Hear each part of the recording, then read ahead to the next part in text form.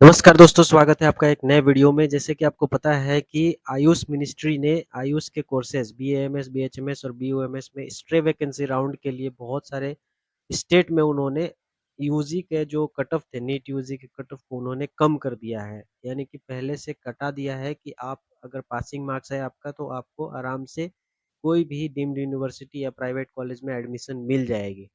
तो यहाँ पे गवर्नमेंट ने जो खाली सीटें थी यानी कि आयुष मंत्रालय के द्वारा ये बताया गया कि जो भी खाली सीटें बची हुई हैं अभी कॉलेजेस में, क्योंकि बहुत सारे जो आयुष के कॉलेज हैं वहाँ पे एडमिशन लिया ही नहीं है बच्चों ने, तो वहाँ पे सीट पूरी खाली है। तो उसको भरने के लिए उन्होंने एक उपाय खोजा है कि हम जो है कट ऑफ को कम कर देंगे ताकि बच्चे जो है एडमिशन ले पाएँ।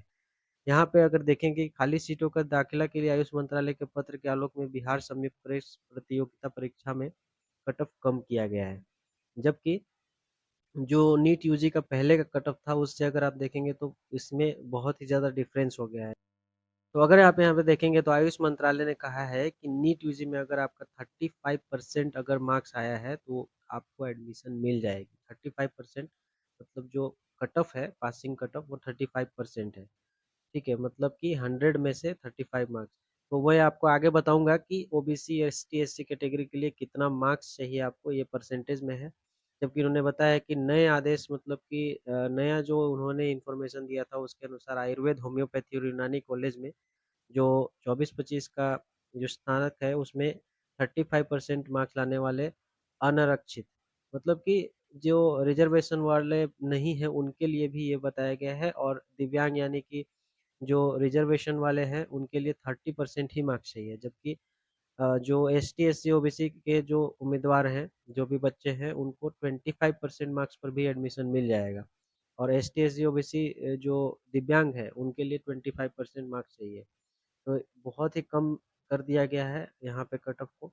तो नए कट ऑफ में इन्होंने बताया है कि 19% तक भी एडमिशन हो रहा है, यानी कि इन्होंने बताया है कि सीट मैट्रिक्स में 16 नवंबर जारी किया जाएगा, यानी कि जो अब स्ट्रे वैकेंसी राउंड है वो यानी कि 16 नवंबर को सीट मैट्रिक्स जारी किया जाएगा और उसके बाद आप रजिस्ट्रेशन जो है वो 16 से 19 नवंबर तक के बीच में कर सकते हैं। मतलब कि 19 नवंबर आपके पास 10 बजे रात तक लास्ट डेट है कि जब आपकी स्ट्रे वैकेंसी राउंड के लिए आप जो है रजिस्ट्रेशन कर सकते हैं। आयु उसके बाद आप रजिस्ट्रेशन में अगर आप कुछ इन्फॉर्मेशन अपना चेंज करना चाहते हैं तो 20 नवंबर तक आप कर सकते हैं।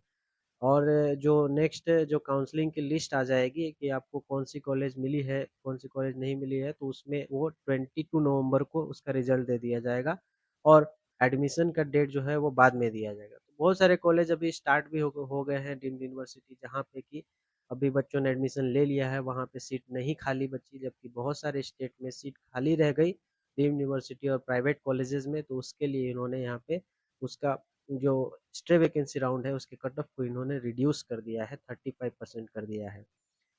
एनटीए और डबल ए ट्रिपल सी के वेबसाइट पे आप जा कर के और वहाँ पे अपना रजिस्ट्रेशन कर सकते हैं, जिसमें कि इन्होंने बताया है कि कितना मार्क्स जो है आपको चाहिए। तो इन्होंने आयुष के कोर्सेज़ के लिए 15 percentile marks to 35 percentile for general category के लिए कम किया है और 25 परसेंटाइल रिमेनिंग कैटेगरी के लिए। तो अगर आप देखेंगे यहाँ पे तो जनरल कैटेगरी के लिए अगर आपका मार्क्स मिनिमम मार्क्स 162 है, 162 पर भी आपको जो है प्राइवेट और कोई भी डीम्ड यूनिवर्सिटी में आयुष कॉलेजेस में एडमिशन मिल जाएँगे।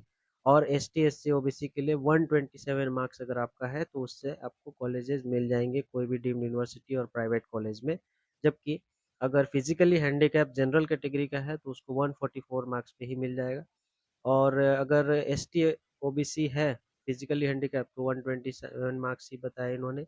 जबकि एसटी, एसटी के लिए 127 मार्क्स। तो यहाँ पे जनरल कैटेगरी के लिए इन्होंने नॉर्मल अगर वो कोई भी फिज़िकली हैंडीकैप्ड कुछ भी नहीं है तो 162 मार्क्स आपका होना चाहिए, ओबीसी के लिए 127 मार्क्स मिनिमम है।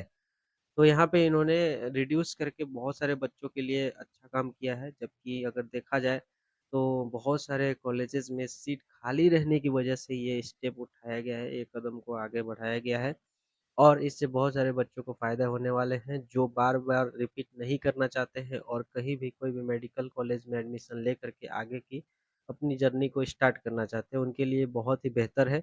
और इसी तरह की जानकारी के लिए आप हमारे चैनल को सब्सक्राइब कर सकते हैं और अगर ये वीडियो की जानकारी अच्छी लगी है तो वीडियो को लाइक ज़रूर करें। धन्यवाद।